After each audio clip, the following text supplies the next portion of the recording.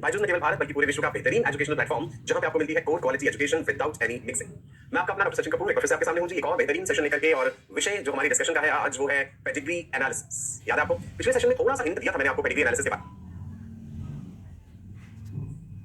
आपसे सवाल पूछूंगा, पेडिग्री चार्ट जब बनाएंगे वो तो आपको बहुत एंड ट्रस्ट मी बड़ा मजा आने वाला आपको आज के सेशन में। बहुत सारे हम प्रोसेस करेंगे, आपसे सवाल पूछूंगा, पेडिग्री चार्ट जब बनाएंगे वो तो आपको बहुत ही इंटरेस्टिंग लगेंगे, राइट जी। कागज कलम तैयार रखिए, यानी कॉपी पेन तैयार रखिए, ताकि साथ के साथ आप इंपॉर्टेंट नोट्स बना सकें, चीजें नोट कर सकें और उन्हें बाद में रिवाइज भी कर सकें। So all my future doctors, all my neuro endocrinologists, all my gastroenterologists, all my cardiologists, all my gynaecologists, all my orthopaedic surgeons, सब तैयार हैं जी, राइट। चलो ऑल माय फ्यूचर डॉक्टर्स, एक पॉजिटिव सोच, एक पॉजिटिव एनर्जी, एक ज़ील के साथ, एक उमंग के साथ, एक अच्छी उम्मीद के साथ, एक पॉजिटिव सोच के साथ आज के इस सेशन का आगाज करते हैं।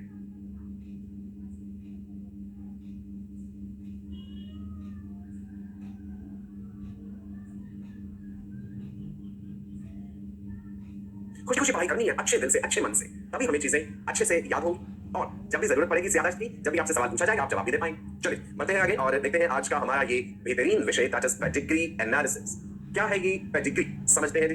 देखिए पेडिग्री चार्ट देखने में कुछ इस तरह से लगते हैं, राइट। ऐसा लग रहा है जैसे जानवर के पंजे की तरह ऐसे शाखाएं फैली हुई हैं इधर उधर। सो ये सिंबल्स क्या रिप्रेजेंट करते हैं, इनका मतलब क्या है। कहीं स्क्वायर बना हुआ है, कहीं पे एक सर्कल है, कोई स्क्वायर ऐसा है जो कंप्लीटली कलर्ड है, शेडेड है, और कोई ऐसा है जो खाली है। गौर से देखते हैं, बिल्कुल नहीं घबराना है इससे, मैं एक चीज समझाऊंगा। पहले हम पेडिग्री चार्ट की परिभाषा समझ लेते हैं। Pedigree chart is a tabular representation of a family chart showing the transmission of a particular trait और डिजीज। ये वाला जो स्क्वायर है ये रिप्रेजेंट कर रहा है मेल, सर्कल रिप्रेजेंट कर रहा है फीमेल। ये रिप्रेजेंट करने का तरीका है। इनके बीच में जब आपने इस तरह से एक लाइन दिखा दी है, दैट मींस मैरिज, राइट। और यहाँ पे रोमन न्यूमरल्स में ये 1 लिखा है, ये जनरेशन को रिप्रेजेंट कर रहा है, दिस इज पेरेंटल जनरेशन। उसके बाद ये सेकंड लिखा है, दिस इज F1 जनरेशन। उसके बाद उनके बच्चे हैं आगे F2 जनरेशन, उसके बाद उससे नेक्स्ट जनरेशन, ठीक है जी। तो एक स्क्वायर और एक सर्कल मेल और फीमेल को रिप्रेजेंट कर रहे हैं। उसके बाद ये वाली जो ऐसे वर्टिकल लाइन है ये रिप्रेजेंट कर रही है कि उनकी आगे की जनरेशन, आगे के बच्चे जो है। तो हम यहाँ पे इस पर्टिकुलर फैमिली ट्री कह दीजिए या पेडिग्री ट्री कह दीजिए, इसमें हम देख पा रहे हैं एक मेल और एक फीमेल जो है, हस्बैंड वाइफ जो है, कपल जो है, उनकी अगली जनरेशन में कुल कितने बच्चे हैं।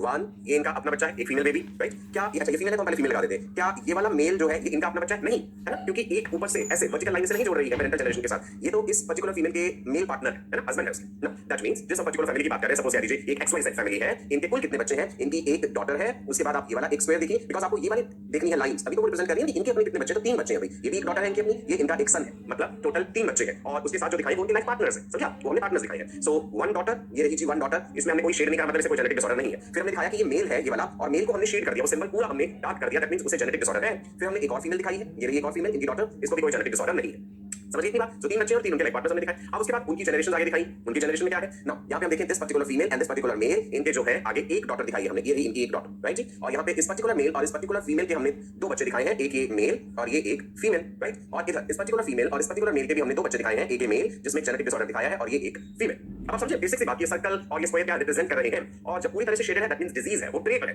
डिजीज मतलब कोई बीमारी, कोई ट्रेट है उसमें, वो कोई भी करेक्टर है वहां पे। और अगर वो कंप्लीटली शेडेड ना होता, मान लो एक सिंबल ऐसा है, एक स्क्वायर है और उसके अंदर एक डॉट लगाया हमने, तो इसका मतलब है कि वो कैरियर है उसके लिए, उसमें वो अफेक्ट नहीं होना, परंतु वो कैरियर है। कैरियर को दिखाने का ये भी तरीका होता है, कैरियर को दिखाने के लिए हम ये भी तरीका यूज कर लेते हैं, ऐसे कि आधा शेड कर दिया, राइट। ये बात फीमेल पे भी लागू हो जाएगी और ये बात मेल पे भी लागू हो जाएगी। फीमेल के लिए सर्कल है, मेल के लिए स्क्वायर है। सो जब एक डॉट बीच में लगा है, यहाँ आधा शेडेड है, दैट मींस वो कैरियर है उसके। इज इट क्लियर जी, राइट। चलो आगे बढ़े, राइट। नाउ आप समझिए जो मैं आपसे कह रहा था, पेडिग्री जो है that is derived, pedigree word कहां से डिराइव है, from the French phrase pied de grue, pied de grue, right. I hope मैंने शायद थोड़ा सही प्रोनाउंस करा है। इसका मतलब है foot of a crane, crane bird होता है ना, उसका पैर देखिए, पंजा देखिए, ऐसे शाखाएं से निकल रही हैं उसमें से। The lines and the split lines used in the chart resemble the thin legs and tiny foot of the crane। उसमें तो हम ऐसे कर रहे थे, एक लाइन और उसके बाद फिर ये 2 लाइनें, फिर ऐसे, है ना, ऐसे ऐसे करके हमने रिप्रेजेंट करा है उसमें भी, ठीक है। तो इसीलिए देखो बन गया ना वैसा फुट ऑफ अ क्रेन जैसा, इसलिए हम पेडिग्री वर्ड यूज करते हैं। क्या फायदा है इस पेडिग्री एनालिसिस का, देखते हैं जी, नोट कर रहे हैं आप साथ साथ। Uses of pedigree analysis, point number 1, पहला पॉइंट समझने जा रहे हैं। It allows better understanding of transmission of genes within a family. Pedigree chart एक परिवार का, एक फैमिली का, चलो एग्जांपल लेते हैं, दादा दादी हो गए, मान लीजिए उनके 3 बच्चे हैं, 2 बेटे और 1 बेटी, राइट। अब इनकी मैरिज है, जो आगे इनके बच्चे हैं, तो ये एक ही परिवार तो हुआ ना। सो हमने क्या देखना है कि इस पर्टिकुलर फैमिली में, परिवार में सिकल सेल एनीमिया कैसे कैसे अपने आप को एक्सप्रेस कर रहा है, किस जनरेशन में है, या हीमोफीलिया कैसे कैसे आगे ट्रांसमिट हो रहा है, यह समझने के लिए पेडिग्री हम बनाते हैं। It can help in predicting the appearance of a disease prevalent in the family। Pedigree chart बना के आप अंदाजा लगा सकते हैं कि पर्टिकुलर ट्रेट अगर एक जनरेशन में है, तो आने वाली जनरेशंस में वो कैसे अपने आप को एक्सप्रेस कर सकता है, या मेल फीमेल दोनों में हो सकता है, या सिर्फ मेल में होगा, या फीमेल कैरियर हो सकती है उसके लिए। सो पेडिग्री चार्ट प्लॉट करके हम आने वाली डिजीज को प्रिडिक्ट कर सकते हैं कि अगली जनरेशन में जो डिजीज कैसे है, डिजीज क्या ट्रेट कह दो, वो अपने आप को कैसे एक्सप्रेस करेगा। तो उसके आधार पे हम पर्टिकुलर पेशेंट की जेनेटिक काउंसलिंग करते हैं। मान लीजिए आप एक जेनेटिक काउंसलर है, आपके पास एक कपल आते हैं, हस्बैंड वाइफ, उसमें जो वाइफ है वो आपसे कहती है कि जो उनके फादर है वो हेमोफिलिक रहे हैं, राइट? और जो हस्बैंड है वो भी ये बात कहता है कि उनके जो पिताजी थे उनको भी हेमोफिलिया नाम की जेनेटिक डिसऑर्डर था। So as a genetic counsellor आप पेडिग्री प्लॉट करके यह बता पाएंगे उन पेशेंट्स को कि आपके जो बच्चे आगे होंगे उनमें हेमोफिलिया होने की क्या संभावना है। मेल बेबी होगा तो क्या सिचुएशन है, फीमेल बेबी होगी तो क्या सिचुएशन है। So that means genetic counselling में ये पेडिग्री चार्ट मददगार साबित होते हैं, राइट? चलो आगे बढ़े। Now let's understand these symbols in detail. थोड़ी देर पहले भी बताया था भाई, सिंबल्स डब्बे डब्बे यूज हो रहे हैं, ऐसे स्क्वायर है या रंबस शेप भी है। आप देखो एक ऐसे करके भी है, ये वाली शेप भी है। जब सेक्स अनस्पेसिफाइड है कि बताया नहीं गया कि अगली जनरेशन में मेल बेबी है या फीमेल बेबी है, जब हम न्यूमेरिकल्स करेंगे ना इससे रिलेटेड, तब आप ये बात और अच्छे से समझ पाएंगे। सो सबसे पहला सिंबल देखते हैं जी, ये एक स्क्वायर है, unaffected normal male, right? Circle से अनअफेक्टेड नॉर्मल फीमेल, एंड जब ये रंबस है सेक्स इज अनस्पेसिफाइड। अब आप इनके नीचे देख लीजिए, जब हमने आधा शेड कर दिया that is a carrier male, square को जब हमने सर्कल को आधा शेड किया दैट्स अ कैरियर फीमेल, और इनको ऐसे भी रिप्रेजेंट कर लेते हैं, एक डॉट लगा दो बीच में, चाहे वो भी ठीक, चाहे आधा शेड कर दो, दोनों तरीके चलेंगे कैरियर्स को शो करने के लिए। अगर वो उस ट्रेट से अफेक्टेड है, प्रभावित है, जैसे ये फीमेल है, इसमें आपने पूरा शेड कर दिया, कलर कर दिया, इसका मतलब है उसे ये बीमारी है या उसमें ये ट्रेट है। हर बार बीमारी कहना जरूरी नहीं है, राइट? इसलिए हमने अफेक्टेड वर्ड लिखा, यहाँ पे affected male, very easy, simple symbols. आगे देखते हैं। नो दिस हैपेंस टू, जब हमने बीच में काट दिया, क्रॉस कर दिया, ऐसे कर दिया, काट दिया ना बीच में से, मान लो एक हमने सर्कल बनाया था उसको ऐसे काट दिया, डिसीज्ड, ये डिसीज बीमारी वाला नहीं है, डिसीज मतलब जो प्रभावित होकर के उससे उसकी मृत्यु हो गई, फीमेल एंड मेल, राइट? और जब हम ये वाली लाइन से जोड़ देते हैं एक स्क्वायर और एक सर्कल को, वो रिप्रेजेंट कर रहा है मैरिज। और जब दो लाइनों से जोड़ा, ये देखो दो लाइन, कॉन्सेंजीनियस मैरिज, इंपॉर्टेंट टर्म है, लिख लीजिए। कॉन्सेंजीनियस मैरिज का मतलब है marriage between close relations, close relation में शादियां हुई हैं, उसको हम कॉन्सेंजीनियस मैरिज कहते हैं। आगे हम जेनेटिक्स में पढ़ेंगे कि क्यों अक्सर जेनेटिक काउंसलर से कहते हैं कि मैरिज जो है वो क्लोज रिलेशंस में नहीं होनी चाहिए, क्या इसके नुकसान हो सकते हैं क्लोज रिलेशंस में शादियां होने के। ओके, सिंबल्स क्लियर है जी सबको अच्छे से? बढ़े आगे देखिए। अगर हम ऐसे रिप्रेजेंट कर रहे हैं कि एक सर्कल है, एक हमारा स्क्वायर है, और ऐसे करके हमने इन्हें दिखाया है, तो ये फ्रैटर्नल ट्विन्स हैं, नॉन आइडेंटिकल ट्विन्स हैं। ये ट्विन्स हैं, नॉन आइडेंटिकल फ्रैटर्नल। और अगर हमने ऐसे दिखाया है कि बीच में एक लाइन भी यूं दिखा दिया, ऊपर से भी कॉमन ओरिजिन दिखा दिया है, तो ये आइडेंटिकल ट्विन्स हैं, यानी मोनोजाइगोटिक ट्विन्स हैं। अब आप देख रहे होंगे कि सर मोनोजाइगोटिक ट्विन्स में एक आपने फीमेल दिखाया या फिर दूसरा मेल दिखाया, तो rarest of the rare cases में ऐसा होता है कि मोनोजाइगोटिक ट्विन्स का जेंडर अलग हो। अदरवाइज जो मोनोजाइगोटिक ट्विन्स है ना बेटा, they are of the same sex, या तो दोनों फीमेल्स होंगे तो हम ऐसे दिखा सकते थे, या फिर दोनों ही मेल्स होंगे, ठीक है? तो ऐसे दिखा सकते हैं हम, ठीक है जी? Monozygotic twins, right? यहाँ पे एक आपको फीमेल दिख रहा है, एक आपको मेल दिख रहा है। जब मैंने ट्विन्स पढ़ाए थे तो बताया था very rarest of the rare cases में monozygotic twins can be of the same gender, otherwise ऐसा नहीं होता है। क्लियर है जी? राइट? चलो आगे बढ़े। इधर देखिए, यहाँ पे ये 1 लिखा है रोमन न्यूमरल्स में, ये वाला 1 और 2 ये अरबिक न्यूमरल्स में। So parents and one boy and one girl in order of birth, ठीक है? पेरेंट्स है ऊपर, उसके नीचे उनके बच्चे हैं, एक लड़का एक लड़की। रोमन नंबर क्या इंडिकेट कर रहा है? जनरेशन। जैसे यहाँ पे ये 1 लिखा था, ये हो गया जी पेरेंटल जनरेशन। ये क्या है? Parental generation. और उसके बाद अगर अरबिक नंबर लिखा है तो नंबर ऑफ इंडिविजुअल चिल्ड्रन, जैसे ये 1 2, जो इंडिविजुअल्स हैं उनके बच्चे आगे, उनकी नंबरिंग को अरबिक न्यूमरल रिप्रेजेंट कर रहे हैं। क्लियर हुआ? रोमन न्यूमरल्स जनरेशंस रिप्रेजेंट करते हैं, और 1 2 3 जो नॉर्मली हम ऐसे लिखते हैं 1 2 3 4, ये जितने उनके बच्चे होंगे उनको हम मार्क कर रहे हैं, उनकी नंबरिंग कर रहे हैं इससे, राइट जी? ठीक है, पेडिग्री समझ गए आप बेसिक। अभी कैसे इस्तेमाल करना है इनका, हेमोफीलिया के लिए पेडिग्री कैसे बनानी है, सिकल सेल एनीमिया के लिए कैसे है, या फिर फिनाइल कीटोन्यूरिया के लिए कैसे है, थैलेसीमिया के लिए कैसे है, ये हम अभी आगे देखेंगे। आपको सिंबल समझ आ गए अच्छे से? फिर से रिवाइज करा दूं। अगर हमने एक स्क्वायर बनाया और उसमें शेड नहीं करा है तो वो क्या है? मेल। अगर हमने एक स्क्वायर बनाया और उसे शेड कर दिया है तो उसमें वो पर्टिकुलर ट्रेट है, वो हेमोफिलिक है, या उसमें जो भी जेनेटिक डिसऑर्डर या ट्रेट की बात कर रहे हैं। अगर हम फीमेल पे अप्लाई करें, एक सिंपल सर्कल है बिना शेड किए तो वो फीमेल है, सर्कल के अंदर शेड कर दिया है तो वो अफेक्टेड फीमेल है। और अगर रंबस शेप बनाई हुई है that means sex is not specified, बताया नहीं गया कि मेल की बात हो रही है या फीमेल की बात हो रही है, राइट? रोमन न्यूमरल का भी बता दिया, और मैंने ये भी बता दिया था आपको कि अगर डॉट लगा हुआ है सर्कल के बीच में तो वो कैरियर है, कैरियर फीमेल है। अगर स्क्वायर के बीच में डॉट लगा हुआ है तो वो कैरियर मेल है। डॉट की जगह आधा शेड भी कर सकते हैं, वो भी चलेगा, राइट? कॉन्सेंजीनियस मैरिज कैसे शो करना है, ट्विन्स कैसे शो करने हैं, याद हो गया? आसान था ना? मजेदार भी था। चल अब आगे बढ़ते हैं genetic disorders. Very interesting topic. Genetics के बेसिक सिद्धांत हमने समझे, क्या है क्रोमोसोम्स, क्या है क्रोमोसोमल थ्योरी ऑफ इनहेरिटेंस, क्या है लिंकेज, इसके अलावा इनकम्प्लीट डोमिनेंस हमने पढ़ा, मल्टीपल एलील्स पढ़े, क्वांटिटेटिव इनहेरिटेंस, पॉलीजेनिक इनहेरिटेंस जिसे कहते हैं, कोडोमिनेंस, ये सब हमने स्टडी कर लिया। तो जेनेटिक्स का एक बेसिक जो कहते हैं ना फंडामेंटल जो है हमारे सिद्धांत जो है वो हमें आगे समझ। अब हम बढ़ते हैं आगे, प्रैक्टिकल एस्पेक्ट्स क्या है इसके, राइट? हम ये सब चीजें क्यों पढ़ते हैं? क्योंकि हम अल्टीमेटली तो मैनकाइंड, ह्यूमनकाइंड को मदद ही करना चाह रहे हैं as a doctor, as a genetic counsellor. So you should know कि कौन-कौन से जेनेटिक डिसऑर्डर्स हैं। जेनेटिक डिसऑर्डर्स को हम 2 ब्रॉड कैटेगरीज में डिवाइड करते हैं, Mendelian disorders, chromosomal disorders, right? कुछ रिसेसिव भी होते हैं, कुछ डोमिनेंट भी होते हैं, दोनों तरह के genetic disorders. Let's first start with the Mendelian disorders. Gregor John Mendel, इस प्लांट पे काम करा था उन्होंने जी, गार्डन पी। क्या है उसका botanical name? Pisum sativum, right? चल 7 कैरेक्टर्स, 14 ट्रेट्स, याद है सब। मेंडेलियन डिसऑर्डर्स जो है इसको हम 2 कैटेगरीज में बांटते हैं, सेक्स लिंक्ड हो सकते हैं और ये ऑटोसोमल भी हो सकते हैं। सेक्स क्रोमोसोम्स, ऑटोसोम्स भली भांति परिचित हैं आप, फिर से रिवाइज कर लेते हैं। ह्यूमंस में 2n is equal to 46, यानी ह्यूमंस में there are 23 pairs of chromosomes, 23 pairs जोड़े, 23 पेयर्स ऑफ क्रोमोसोम्स में से 22 पेयर्स जो है वो है ऑटोसोम्स, राइट? मेल और फीमेल में सेम है। 1 पेयर जो है दैट इज हेटेरोसोम कह लीजिए, या हम कह देते हैं ना सेक्स क्रोमोसोम्स, ठीक है? तो जेनेटिक डिसऑर्डर सेक्स क्रोमोसोम्स वाले भी हो सकते हैं, मेल में सेक्स क्रोमोसोम XY, फीमेल में XX, और ऑटोसोम्स तो भाई बराबर ही है दोनों, मेल और फीमेल। तो ऐसे जेनेटिक डिसऑर्डर्स भी हम पढ़ेंगे जो ऑटोसोम्स से रिलेटेड है, और ऐसे जेनेटिक डिसऑर्डर्स भी हम पढ़ेंगे जो सेक्स क्रोमोसोम से रिलेटेड है। अब जो सेक्स लिंक्ड वाले जिनका हम जिक्र कर रहे हैं यहाँ पे, डोमिनेंट और रिसेसिव, ऑटोसोम्स वाले भी डोमिनेंट भी एंड रिसेसिव भी, राइट? ये आपने भी बना लिया ना फ्लो चार्ट साथ के साथ, हमेशा ये कहता हूं, साथ के साथ आप भी उस चीज को बना लीजिए, कॉपी पेन जरूर लेके बैठिए। सिर्फ आपको मुझे सुनते नहीं रहना अपने कानों से, वो तो एक रिक्वायरमेंट है ही है, सुनना तो है ही है भाई, सुन के देख के नोट भी कर लेना साथ साथ, तब चीजें पक्की हो जाएंगी, राइट? चलो बढ़ते हैं आगे, मेंडेलियन डिसऑर्डर्स में डिस्कशन करते हैं। पहले ह्यूमन कैरियोटाइप का, कैरियोटाइप वर्ड से आप फेमिलियर हैं? हमारे जो अलग अलग प्रकार के क्रोमोसोम्स हैं, ऑटोसोम्स हैं, सेक्स क्रोमोसोम्स हैं, उनको हम कैसे डिपिक्ट करते हैं, कैसे अरेंज करके दिखाते हैं, है ना? क्रोमोसोम्स सभी अलग अलग तरह के दिखते हैं, मॉर्फोलॉजी अलग है, हमने पढ़ा भी था, टीओसेंट्रिक, एक्रोसेंट्रिक, मेटासेंट्रिक, सब मेटासेंट्रिक, अलग अलग तरह के क्रोमोसोम्स हैं। जैसे हम यहाँ पे देखें, यहाँ पे अलग अलग क्रोमोसोम्स दिखाए गए हैं कि क्रोमोसोम नंबर 1 पेयर है जी, पहला वाला क्रोमोसोम पेयर है। चलो मैं अलग कलर से दिखा देता हूँ, ये सेकंड है, ये थर्ड है, ये फोर्थ है, ये फिफ्थ है। ऐसा देखिए, पूरे के पूरे 22 पेयर्स ऑफ क्रोमोसोम्स आपको दिखाए गए हैं। अंत में आप देखेंगे एक जगह सेक्स क्रोमोसोम्स दिखाए गए हैं, यहाँ पे ये रहे एक्स एंड वाई, राइट जी। एक्स क्रोमोसोम और वाई क्रोमोसोम आपको नजर आ रहा है। वाई क्रोमोसोम का तो पूरा डिटेल स्ट्रक्चर मैंने बताया आपको, डिफरेंशियल रीजन क्या है वाई का, sex determining region of the Y chromosome, TDFST determining factor, holandric genes, Y chromosome तो डिटेल में स्टडी करा हम लोगों ने। ओके, चलो जेनेटिक डिसऑर्डर्स का जिक्र जब करते हैं तो कुछ कॉमन जेनेटिक डिसऑर्डर्स जो मैं आज डिस्कस करूंगा आप लोगों के साथ, haemophilia, sickle cell anaemia, colour blindness, phenylketonuria, thalassaemia, ये मेन है जो आपके सिलेबस में। जेनेटिक डिसऑर्डर्स तो इसके अलावा भी और बहुत सारे, न्यूरोफाइब्रोमाटोसिस है, गाउचर्स डिजीज है, एल्कैप्टोन्यूरिया है, सिस्टिक फाइब्रोसिस है ना? ये सारे तो हम नहीं पढ़ सकते, टाइम लिमिटेशन है, सिलेबस की कुछ बाउंड्रीज भी हैं। फिर भी जब ह्यूमन जेनेटिक डिसऑर्डर्स, जब मैं आपको कॉमन ह्यूमन डिजीजेस पढ़ाऊंगा ना, उसमें भी थोड़े बहुत जेनेटिक डिसऑर्डर्स बताऊंगा, आपको भविष्य के लिए तैयार करना है। चल, हेमोफीलिया, आप कहेंगे सर हेमोफीलिया के बारे में तो हमने पहले भी पढ़ा हुआ है। बिल्कुल, haemo is referring to blood, यहाँ पे हेमोग्लोबिन ब्लड है, फीलिया एक होता फोबिया यानी डर, एक होता फीलिया यानी लव। हेमोफीलिया को रॉयल डिजीज या ब्लीडर्स डिजीज भी कहते हैं। रॉयल डिजीज क्यों कहते हैं इसकी वजह भी हम जानेंगे। आप याद कीजिए, ब्लड क्लॉटिंग के बारे में हमने क्लास 11 के सिलेबस में पढ़ा था। जब भी कभी चोट लग जाती है, थोड़ी देर तक खून बहता है ब्लड वेसल्स में से, फिर खून बहना बंद हो जाता है, क्लॉट बन जाता है। एक बेसिक मैकेनिज्म जो है ब्लड क्लॉटिंग का वो ये है कि कुछ क्लॉटिंग फैक्टर्स इन्वॉल्व है इसमें। आपने फाइब्रिनोजन, प्रोथ्रोम्बिन, कैल्शियम आयंस, ये चीजें पढ़ी थी, ब्लड प्लेटलेट्स का रोल पढ़ा था। तो आप देखिए, आपको यहाँ पे क्या दिख रहा है कि फाइब्रिन जो है प्रोटीन है, कहां बनता है फाइब्रिन? फाइब्रिनोजन याद है, लिवर में बनता है फाइब्रिनोजन। फाइब्रिनोजन को फाइब्रिन में कन्वर्ट करना होता है ब्लड क्लॉटिंग के टाइम पे, और इसे कन्वर्ट कौन करता है? याद है, एक और प्रोटीन आपने पढ़ा था, प्रोथ्रोम्बिन। लिवर में बनता है प्रोथ्रोम्बिन, जो कन्वर्ट होता है पहले थ्रोम्बिन में, ठीक है? तो यही थ्रोम्बिन जो होता है ना, ये थ्रोम्बिन फाइब्रिनोजन से फाइब्रिन बनाता है। कैल्शियम आयंस चाहिए, इंपॉर्टेंट है ब्लड क्लॉटिंग में कैल्शियम का role. So prothrombin, fibrinogen inactive form से ये एक्टिवेट हो जाते हैं। फाइब्रिन के धागे धागे थ्रेड्स जब बन जाते हैं तो ब्लड सेल्स को ट्रैप कर लेते हैं ये, जिसके कारण फिर क्लॉट बन जाता है, ठीक है जी। और थोड़ी देर बाद वो क्लॉट सिकुड़ता है, रिट्रैक्ट करता है, क्लॉट जब रिट्रैक्ट करता है उसमें से फ्लूइड निकलता है जिसे सीरम कहते हैं। तो ये क्लॉटिंग का बेसिक मैकेनिज्म हमने समझा हुआ है क्लास 11 में, राइट? नाउ सो हेमोफीलिया जैसे होता है, it is x chromosome linked genetic disorder. Haemophilia X chromosome से लिंक्ड जेनेटिक डिसऑर्डर है which is found almost exclusively in mails. Very rarely females में हेमोफीलिया होता है। हम पढ़ेंगे कि उसका कारण क्या है, कि हमें पॉपुलेशन में हेमोफिलिक फीमेल्स क्यों नहीं नजर आती। नाउ एक बार फिर से ब्लड क्लॉटिंग का मैकेनिज्म मैं मोटे-मोटे तौर पे आपको बता देता हूं। देखिए मेरे राजा बेटा, होना क्या है कि प्रोथ्रोम्बिन एक्टिवेटर बनना जरूरी है। वो प्रोथ्रोम्बिन को कन्वर्ट करेगा किसमें? थ्रोम्बिन में।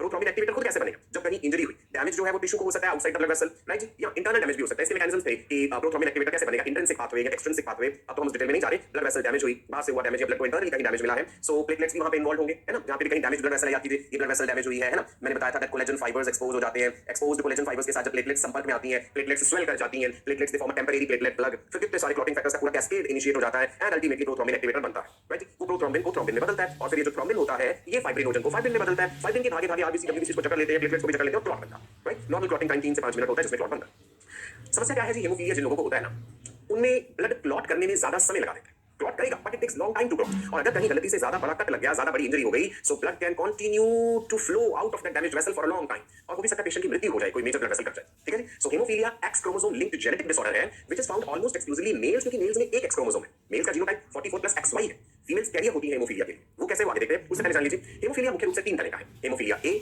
Haemophilia B, haemophilia C.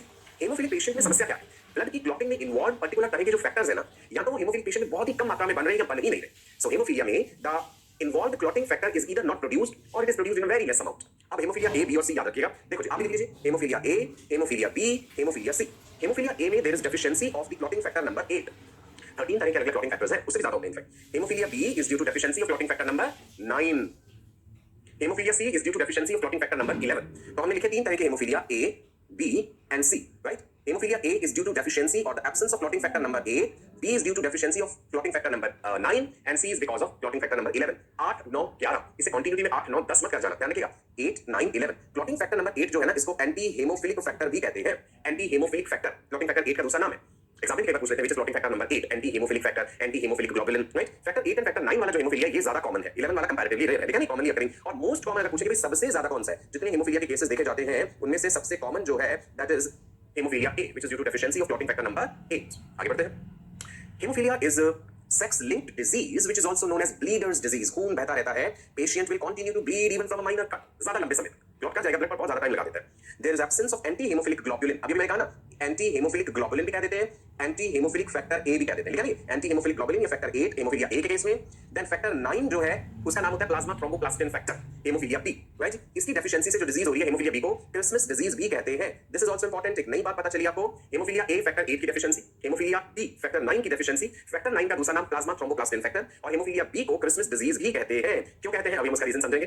Now it is due to the presence of a recessive sex linked gene, small h से डिनोट करा हमने, कैरिड बाय एक्स क्रोमोसोम। जैसे मैंने एक हेमोफिलिक मेल को लिखना हो तो मैं ऐसे लिखूंगा, x के ऊपर सुपरस्क्रिप्ट छोटा h डाल दीजिए, XHY, तो इसी से देखने से पता चलेगा हेमोफिलिक मेल की बात हो रही है। A female becomes hemophilic only when both its X chromosomes carry the gene. एक फीमेल को हेमोफिलिक होने के लिए ये सिचुएशन ऐसे होनी चाहिए, जो कि बड़ा ही रेयर कॉम्बिनेशन है, और ऐसा जाइगोट सर्वाइव भी नहीं करता। अगर ऐसा जाइगोट बना है एक फीमेल XHXH, वो इंट्राएम्ब्रियोनिक डेथ हो जाती है, पैदा होने के बाद डेथ हो जाती है, या फिर ऐसी फीमेल जब प्यूबर्टी एज तक पहुंचती है, मेंस्ट्रुअल साइकिल शुरू होता है, एक्सेसिव मेंस्ट्रुअल ब्लड लॉस के कारण डेथ हो जाती है। सो अगर बच भी जाए, राइट, मिलियंस में से कोई एक अगर बच भी जाए haemophilic female, so very rare of the rare cases में we have haemophilic females in the population, but throughout their life they suffer with this problem of excessive menstrual blood loss, okay. So लिखा है यहाँ पे such females generally die before birth because the combination of these two recessive alleles is lethal. XH वाली situation lethal हो जाती है, right? चलें जी आगे। Now, अगर फीमेल में हमें ऐसा सिचुएशन दिख रहा है, a female having only one allele for hemophilia, आपने XHX ऐसे करके लिखा है एक जीनोटाइप, तो इसका मतलब है आप जिक्र कर रहे हैं कैरियर फीमेल का, कि वो हेमोफिलिया का वो डिफेक्टिव एलील कैरी कर रही है, वो अगली जनरेशन में पास ऑन कर सकती है। In case of males, single gene for the defect is able to express itself because Y chromosome is devoid of any corresponding allele. अब मेल्स में क्या समस्या है, XH आ जाने से ये चीज अपने आप को एक्सप्रेस करेगी ही, क्योंकि इसके कॉरस्पॉन्डिंगली जो Y क्रोमोसोम है उसके ऊपर कोई एलील नहीं है जो इस छोटे H का इसको सप्रेस कर सके, दबा सके, ऐसा सिचुएशन नहीं है Y के पास। तो मेल्स में ही ज्यादातर ये sex chromosome linked genetic disorders इसीलिए होते हैं क्योंकि उनका जो कॉरस्पॉन्डिंग Y क्रोमोसोम है उस बेचारे के पास जो जीन्स है वो मेलनेस वाले ही है, ऑलेंड्रिक जीन्स, बाकी नहीं है। ठीक है जी, इज इट क्लियर? चल आगे बढ़े। मैंने इस सेशन की शुरुआत में भी कहा था थोड़ी देर पहले that haemophilia is also called royal disease. ये इंपॉर्टेंट है, कई बार क्वेश्चन पूछ लेते हैं हेमोफिलिया को रॉयल डिजीज क्यों कहते हैं। इसका कारण ये है, it has been quite common in the royal families of Europe. Europe के जो शाही परिवार है, राजसी परिवार है, रॉयल फैमिलीज हैं, जिसमें आप जानते हैं कि क्वीन विक्टोरिया का जिक्र आता है, तो वहां पे the disease has spread to them through the children of Queen Victoria. The ancestors of the queen did not possess the disease, जो क्वीन के एंसेस्टर्स थे उनमें बीमारी नहीं थी। It appears that the gene for haemophilia developed either in the germ cells of her father or herself through mutation. अगर हम पूरा पेडिग्री प्लॉट करके समझें इसे, राइट, रॉयल फैमिली को, तो हमें पता चलता है कि या तो क्वीन विक्टोरिया ने इसका डिफेक्टिव एलील अपने पिताजी से इनहेरिट करा था, या फिर उनके शरीर में स्वयं में कहीं ना कहीं कुछ ऐसा म्यूटेशन हुआ है कि वो जीन आगे पास ऑन होता गया। Being sex linked, the gene for hemophilia shows criss-cross inheritance, right? Criss-cross inheritance के बारे में हल्का सा जिक्र पहले भी किया था हमने, आगे भी पढ़ेंगे कि मेल्स में आया है, फीमेल ने ये कैरियर है, फिर अगली जनरेशन में मेल्स में आएगा, फीमेल कैरियर होगी। Its frequency is 1 in 7,000 in human males, mails में 7,000 में से एक, और फीमेल में देखिए, राइट, इतने सारे जीरो हमने लगा, तब जाकर के ऐसी बिलियंस वाली सिचुएशन में आके हमें फीमेल में हेमोफिलिया देखने को मिलता है। वेरी राइट, क्लियर है जितना, रॉयल डिजीज समझ आ गया, ब्लीडर डिजीज समझ आ गया। अच्छा चलो अब ये जरा हम एक क्रॉस समझते हैं, ध्यान से पूरा दिमाग लगा। ये है जी पेरेंटल जनरेशन, जिसमें हमने एक कैरियर वुमेन ली और एक नॉर्मल मैन, मतलब मैन में नॉर्मल जीनोटाइप लिखा है, मैं साथ के साथ इधर भी लिख देता हूं, ये नॉर्मल जीनोटाइप XY। फीमेल का जीनोटाइप देखिए XXH, तो आप इसे ऐसे भी लिख सकते हैं, XHX भी कह सकते हैं, जरूरी नहीं कि सेकंड वाले X के ऊपर H लिखना है, ऐसे भी। अब जो गैमीट्स बनेंगे ये दो तरह के ओवा बनाएगी, normal X containing ova and those ova which have that defective allele XH। Male के गैमीट्स नॉर्मल होंगे, स्पर्म्स जो है ये रहा X, ये रहा Y। अब अपन इनके ऑफस्प्रिंग्स देखते हैं, अलग-अलग कॉम्बिनेशन बना के आप खुद ही समझ जाएंगे।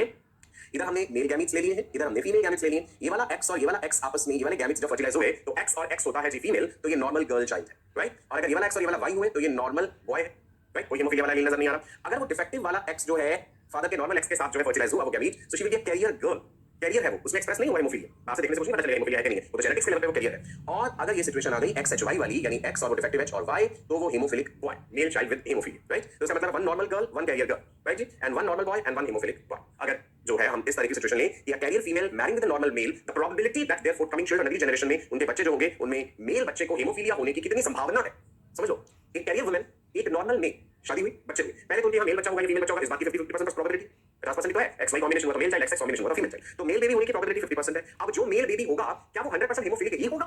नहीं, वहां भी तो 50% प्रोबेबिलिटी है। देखो नॉर्मल भी हो सकता है, अगर ये कॉम्बिनेशन हुआ मतलब उस मेल बेबी ने Y क्रोमोसोम को फादर से लेना है, जो X क्रोमोसोम उस मेल बेबी ने लेना है वो मदर से आना है। मदर के पास दो ऑप्शंस है, डिफेक्टिव X, नॉर्मल X। अगर नॉर्मल X हुआ फर्टिलाइज तो वो नॉर्मल चाइल्ड होगा, उसे हेमोफिलिया नहीं होगा। और अगर उसके पास ये कॉम्बिनेशन हो गया XHY, तो वो हेमोफिलिक होगा। समझे सिंपल लैंग्वेज में, कैरियर फीमेल, नॉर्मल मेल, अगली जनरेशन में मेल बेबी होने के चांस वो तो हमेशा 50% है, चाहे आप यहाँ कैरियर वाली बात करो या ना करो, ये तो सिंपल बात है भाई। मेल फीमेल शादी हुई, आगे बच्चे होंगे, बच्चा मेल होगा या फीमेल होगा, 50% संभावना है, इसकी 50% प्रोबेबिलिटी है। यहाँ पे ये कि अगर मेल बेबी हुआ तो क्या वो 100% हेमोफिलिक होगा? नहीं, 50% चांस है, राइट, डिपेंडिंग अपॉन कि उस मेल में अपनी मदर का डिफेक्टिव X आया है या उस मेल बेबी में अपनी मदर का नॉर्मल X आया है, राइट। चलिए आगे बढ़े। नाउ इसी बात को जो अभी हमने समझी, जो क्रॉस हमने बनाया, पेडिग्री के आधार पे समझना हो तो कैसा होगा, देखो जी मेरे राजा बेटा। हमने कहा था कैरियर मदर, मदर यानी फीमेल, फीमेल को रिप्रेजेंट करने के लिए सर्कल, और क्योंकि वो कैरियर है तो हमने आधा शेड कर दिया, इसके ऊपर इसका जीनोटाइप लिख देता हूं XHX, carrier female, carrier mother. Father जो है जी नॉर्मल है, स्क्वायर है, ऐसा सिंबल बिल्कुल मेल के लिए रिप्रेजेंट होता है, और मेल नॉर्मल है, इन्हें कोई हेमोफिलिया नहीं है तो XY लिख दिया। अब इनकी अगली जनरेशन में हमने कुल कितने बच्चे दिखाए? कुल 4 बच्चे दिखाए। जरूरी नहीं है 4 ही, डिपेंड, 2 बच्चे भी पैदा कर सकते हैं कोई इंसान, 3 हो सकते हैं, 5 हो सकते हैं, हमने यहाँ पे 4 बच्चे लिए सिंपल प्रोबेबिलिटी के आधार पर। यहाँ पे हमने दिखाया कि ये एक फीमेल है, सर्कल है, ये कैरियर है परंतु अनइफेक्टेड डॉटर है, तो जीनोटाइप XHX, ये अफेक्टेड सन है, जीनोटाइप XHY, ये नॉर्मल डॉटर है XX, ये नॉर्मल सन है XY। अब पेडिग्री समझ आ गई? इस तरह से बनाई हुई है तो आप बता सकते हैं आराम से कि कैरियर जो है फीमेल है और नॉर्मल मेल है, अगली जनरेशन को हमने कैसे रिप्रेजेंट करना है इन पेडिग्री सिंबल्स के जरिए। Is it clear to all of you? Simple एकदम। चलो आगे बढ़ो। एक और सिचुएशन लेते हैं हेमोफीलिया में, उसका भी पेडिग्री बना के देखिए। हमने क्या सिचुएशन लिया है जी? एक और हेमोफीलिया में, नॉर्मल फीमेल हेमोफिलिक मेल। बनाते जाइए साथ साथ कॉपी में, आप देखना मुझसे पहले आप सॉल्व कर लो, होशियार बच्चे हो। Normal female, parental generation, genotype simple XX, haemophilic male है, हेमोफिलिक मेल को ऐसे रिप्रेजेंट करना है, वही हमने लिखा। गैमीट्स बनाइए, फीमेल अगर नॉर्मल है, जितने भी ओवा बना रही है नॉर्मल बना रही है, नॉर्मल एक्स क्रोमोसोम है उनमें। मेल अगर हेमोफिलिक है तो उसके स्पर्म्स 50% स्पर्म्स X कंटेनिंग होते हैं, 50% स्पर्म्स Y कंटेनिंग होते हैं, X, H and simple Y। तो मेल हेमोफिलिक था, उसने अपने X क्रोमोसोम में वो डिफेक्टिव एलील पास ऑन कर। अब आप सोचिए, मेल का Y नॉर्मल, ठीक है, मेल का X नॉर्मल। चलो अब हम इनके ऑफस्प्रिंग्स देखते हैं और समझते हैं कि कैरियर फीमेल्स होंगी या फिर मेल हेमोफिलिक होगा कि नहीं होगा। सब यहाँ पे हमने मेल गैमीट्स ले लिए, यहाँ पे female gametes. Normal X containing ओवा डिफेक्टिव स्पर्म के साथ फर्टिलाइज हुआ तो कैरियर गर्ल XXH कैरियर हो गई गर्ल। X और Y नॉर्मल है, फर्टिलाइज हुए, नॉर्मल बॉय। नीचे भी देख लीजिए X एंड Y नॉर्मल है दोनों गैमीट्स, नॉर्मल बॉय और कैरियर गर्ल। तो मतलब उनके जो फीमेल बच्चे होंगे वो कैरियर्स होंगे और जो मेल बच्चे होंगे वो नॉर्मल है। देखो सिंपल लैंग्वेज में आप समझ सकते थे, फादर हेमोफिलिक है, राइट, मदर नॉर्मल है, ना कैरियर नहीं है, सफर भी नहीं, सफर तो होती नहीं है हेमोफिलिया में, rarest of the rare combination है, right. So mother normal, father haemophilic. Father ने 50% स्पर्म Y कंटेनिंग बनाई, जो इसने Y कंटेनिंग स्पर्म बनाई है वही तो मेल बेबी प्रोड्यूस करेंगे, और मेल बनने के लिए Y फादर से और X मदर से आ रहा है, मदर तो नॉर्मल X से दे रही है। मेल बेबी बनने के लिए Y क्रोमोसोम फादर से, X क्रोमोसोम मदर से, मदर का X क्रोमोसोम नॉर्मल है, तो जब फादर का नॉर्मल Y और मदर का नॉर्मल X मिला तो मेल बेबी बनेगा और वो नॉर्मल ही होगा। तो सिंपल हमें ये पता चल जाएगा कि हेमोफिलिक फादर हो तो उसका बेटा हेमोफिलिक नहीं होगा जब तक कि मदर जो है वो नॉर्मल है। अगर मदर कैरियर हो जाती, एक X डिफेक्टिव वाला होता, तो अगली जनरेशन में एक ऐसा कॉम्बिनेशन बनता XHY वाला, क्योंकि एक X क्रोमोसोम तो एब्नॉर्मल आ गया ना उस बेटे। इज इट क्लियर जी? सो सिंपल था, when the female she is normal and the male is haemophilic, there is 50% probability of having a male child, there is 50% probability of having a female child, लेकिन male बच्चे हमेशा normal होंगे उनके और females हमेशा career ही, right. चलो अब इसी चीज का पेडिग्री ध्यान से समझिए, सिंपल आपके सामने बने जा रहे हैं, राइट। क्या देखा आपने? आपने देखा कि भाई एक, अब मैं खुद बताता हूं आपको इसमें, है ना, आप भी खुद भी करेंगे इस चीज को, मैं भी हेल्प करूंगा आपकी। This is a female, is she normal और कैरियर? She is normal. उस सर्कल में रिप्रेजेंट कर रहा फीमेल और कहीं कोई अंदर शेड डॉट कुछ नहीं है, that means she is a normal female. ये सिंबल रिप्रेजेंट कर रहा है मेल और इस सर्कल के अंदर शेड है, इसका मतलब है भाई ये इफेक्टेड है और हेमोफीलिया का जिक्र हो रहा है तो XHY, राइट। ये हमने मैरिज दिखाई इनकी, ये वाली लाइन से, ये अगली जनरेशन दिखाई। अगली जनरेशन में हमने सर्कल बनाया है और स्क्वायर बनाया है। स्क्वायर रिप्रेजेंट करता है मेल को और स्क्वायर के अंदर शेड नहीं है तो नॉर्मल मेल है। ये है जी नॉर्मल मेल, संख्या लिख दी 2, तो इसका मतलब है ये 2 बेटे हैं, है ना। मैंने कहा था Arabic numerals number of individuals represent कर रहा है, तो ये 2 यहाँ पे हमने दिखाई है। ये फीमेल आधा शेड करा हुआ, आधा शेड करने का मतलब है ये कैरियर है XHX और संख्या है 2, तो 2 बेटियां हैं और आपस में दोनों बहनें हैं, दोनों जो सिस्टर्स हैं दोनों ही कैरियर है और वहां पे 2 हमने बॉयज दिखाए, दोनों ब्रदर्स हैं, दोनों मेल्स हैं, उनमें कोई हेमोफीलिया का जीन नहीं है। Is this pedigree chart clear to you? Simplest of the simple example लेके हमने डिस्कस करा है हेमोफीलिया का एग्जांपल लेके, राइट। आगे अब हमने एक और इंटरेस्टिंग सिचुएशन देखी, स्टेप बाय स्टेप मैं कॉम्प्लेक्स करता जा रहा हूं आपके लिए, आपको इंटरेस्ट भी आ रहा होगा ना, साथ साथ मजा भी आ रहा है। देखो जी, अब आप समझिए यहाँ पे हमने क्या लिया, पेरेंटल जनरेशन में कैरियर वुमेन है, हेमोफिलिक मेल है, फीमेल कैरियर है, मेल हेमोफिलिक है। अब आपके दिमाग में आ गया मेल हेमोफिलिक तो XHY, राइट। ये रहा जी male haemophilic XHY, female carrier है XHX या XXH लिख दीजिए, यानी एक कॉम्बिनेशन ऐसा बन जाएगा जहां फीमेल का डिफेक्टिव X और मेल का डिफेक्टिव X आके XHXH एक कॉम्बिनेशन बनाएंगे जो कि लीथल होता है। देखते हैं जी, फीमेल ने जो कैरियर वुमेन की उसने गैमीट्स बनाए ओवा 2 तरह के, एक नॉर्मल ओवा और एक डिफेक्टिव कंटेनिंग दी XH। मेल क्योंकि हेमोफिलिक है तो 50% स्पर्म्स जिनमें X क्रोमोसोम जा रहा है वो डिफेक्टिव है, 50% स्पर्म्स जिनमें Y क्रोमोसोम जा रहा है वो नॉर्मल। ऑफस्प्रिंग्स देखते हैं जी, यहाँ पे लिख दिया मेल, यहाँ पे लिख दिया फीमेल, ये वाला और ये वाला जब आपस में फर्टिलाइज हुए तो कैरियर गर्ल, 2 X क्रोमोसोम है और एक X क्रोमोसोम डिफेक्टिव है, she will be a carrier, she will not be a sufferer. Normal X normal Y normal boy, XH और Y का कॉम्बिनेशन भी बनेगा हेमोफिलिक मेल चाइल्ड। एक रेयर कॉम्बिनेशन ये भी बनेगा XH और XH, क्योंकि एक डिफेक्टिव X क्रोमोसोम आ गया मदर से और फादर से तो जो X आया है वो डिफेक्टिव होगा ही होगा, यानी ये वाला जो जाइगोट बना है XHXH she will be a haemophilic female girl child. And मैंने बताया था ये कॉम्बिनेशन लीथल हो जाता है, ऐसा जाइगोट या तो सक्सेसफुली क्लीवेज डिवीजन कर ही नहीं पाता, मान लो सक्सेसफुली क्लीवेज डिवीजन हो गए रेयर सो एम्ब्रियो बना, इंट्रायूट्राइन डेथ हो जाती है उसकी, राइट, मिसकैरेज हो जाएगा। अगर वो फीमेल बेबी पैदा हुआ, कई केसेस में देखा गया पैदा होने के बाद मृत्यु हो जाती है। अगर वो जिंदा बच्ची प्यूबर्टी एज तक पहुंची तो प्यूबर्टी में जब मेंस्ट्रुअल साइकिल शुरू होगा, reproductive cycle, excessive menstrual blood loss के कारण मृत्यु हो जाती है। और अगर वो सर्वाइव कर गई, व्हिच इज वेरी रेयर, जैसा हमने देखा था मिलियन में ऐसा हो जाता है, so then throughout her life she will have this problem of excessive menstrual blood loss, right जी। सो ये है हेमोफीलिया का पेडिग्री चार्ट जब फीमेल कैरियर है और फादर हेमोफिलिक है, female is carrier and father is haemophilic. देखते हैं जी, सिंबल जब आपको समझ आ गए हैं, आपकी टिप्स पे होने चाहिए। ये सिंबल फीमेल रिप्रेजेंट कर रहा है, ये सिंबल मेल रिप्रेजेंट कर रहा है, शेड किया है तो अफेक्टेड फादर है, राइट। तो जीनोटाइप XHY है, कैरियर है मदर, फीमेल कैरियर है XHX है। अब हमने दिखाया कि भाई इनके 4 बच्चे, अब उनमें प्रोबेबिलिटी देखते हैं क्या क्या है हेमोफीलिया की। एक हमने दिखाई अफेक्टेड डॉटर, सर्कल है यानी फीमेल है वो अफेक्टेड है, यानी XHXH rare combination, right, and such an embryo dies जन्म से पहले या फिर जन्म के बाद भी। अफेक्टेड सन स्क्वायर दिखाया हमने, राइट? मेल चाइल्ड है XHY, नॉर्मल अनअफेक्टेड सन XY, कैरियर डॉटर XHX। देखो सारे तरह की संभावना मिल गई। मेल बेबी ऐसा भी हो सकता है जिसे हेमोफीलिया ना हो, मेल बेबी ऐसा भी हो जाएगा जिसे हेमोफीलिया हो, फीमेल बेबी ऐसी होगी जो कैरियर है और फीमेल बेबी ऐसी होगी जो अफेक्टेड है। Is it clear? Right? Pedigree chart सबको समझ आ गए? इंटरेस्टिंग है। मैंने बोला था ना पेडिग्री चार्ट का इस्तेमाल करते हैं एक परिवार में किसी ट्रेट को स्टडी करने के लिए कि कैसे जनरेशन आफ्टर जनरेशन वो पर्टिकुलर ट्रेट जो है फैलता है या एक्सप्रेस करता है, right? Enjoy the session. Okay चलो आगे देखते हैं। इधर एक इंटरेस्टिंग बात बताने जा रहा हूं मैं आपको। हमने हेमोफीलिया में जिक्र किया था क्रिसमस डिजीज का, तो भाई क्रिसमस वर्ड क्यों यूज हुआ? See, haemophilia B is also known as Christmas disease. Why? What is the reason? The disorder was first reported in 1952 in a 5-year-old patient with the name of Stephen Christmas. Stephen Christmas तो नाम था उनका जिसमें ये पहली बार हमें देखने को मिली ये डिजीज। तो उस पेशेंट के नाम से, स्टीफन क्रिसमस के नाम से हमने क्रिसमस डिजीज कह दिया। हेमोफीलिया ए, फिर से रिवाइज कर लीजिए, 3 तरह के haemophilia, haemophilia A, haemophilia B, haemophilia C. Royal disease, breeders disease, X chromosome linked genetic disorder which is found almost exclusively in males. Hemophilia A is because of deficiency of clotting factor number 8. Hemophilia B is because of deficiency of clotting factor number 9, and hemophilia B is also called Christmas disease. Hemophilia C is because of deficiency of clotting factor number 11. 8, 9, 11. इसे 8, 9, 10 नहीं कह देना है, right? Hemophilia में blood takes a long time to clot. Most common out of these hemophilia A, B, and C is hemophilia A, right? तो हम पढ़ रहे हैं जी जेनेटिक डिसऑर्डर्स। हमने अभी तक पढ़ा किसके बारे में?